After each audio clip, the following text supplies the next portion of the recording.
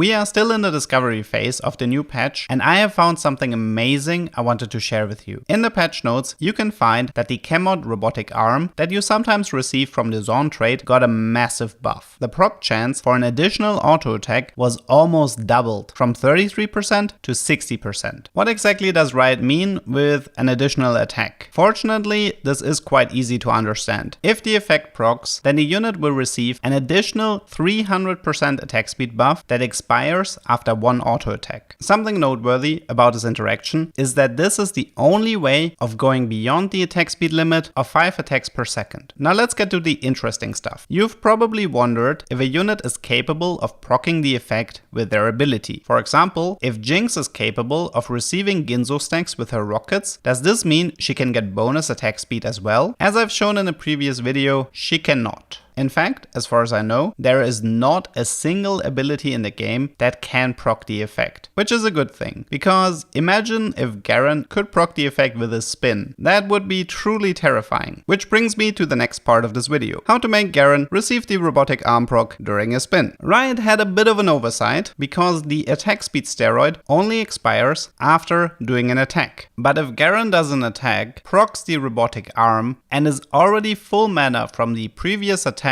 then he will prioritize casting his ability. The attack speed steroid will now stay for the entire duration. In short, this means if you give Garen a Zorn emblem together with the robotic arm chemod, then he has a 60% chance of giving himself a 300% attack speed steroid for his entire ult duration. But keep in mind, if you put him in the front line and he receives mana from damage taken, then this chance is a bit lower. So make sure that he either has a rapid fire cannon or simply starts in the second row. This is a pretty fun build to aim for, but I would recommend that you only go for the strategy if the robotic arm is your first or second chem mod. This way you have enough room to fit in 6 juggernauts to make him tanky, and also he is not capable of dealing the bonus true damage from the overcharge, making 6 Zorn in this build practically worthless. Now the next question we have to ask ourselves, are there any other units that have an attack speed scaling and a long ability duration? You're thinking of it, I'm thinking of it.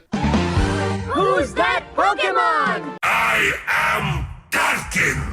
Aatrox. Aatrox works the exact same as Garen here. If he gains full mana while the effect procs, he will receive a 300% attack speed buff for his entire ult duration, because Aatrox doesn't do any normal attacks anymore that would be able to consume the effect. He also transforms 80% of his attack speed into attack damage, which means he receives a bonus of plus 240 AD if you get the lucky proc. The funniest part about this interaction is that the bonus AD here is treated as his base AD, which means that it can be enhanced further by AD items. In theory, a Radiant Deathblade with a normal Deathblade and a Zorn emblem is enough for him to break the 1000 AD barrier. So is anything that I just talked about intended? I'm gonna go with a no on this one. Pretty good chance that these two interactions are getting removed in the future. So the next time you see Robotic Arm showing up as your first chem mod, you might want to look out for a Zorn emblem and have some fun. It's not super broken and there is a bunch of RNG involved, so play this at your own risk. I hope you learned something and see you next time.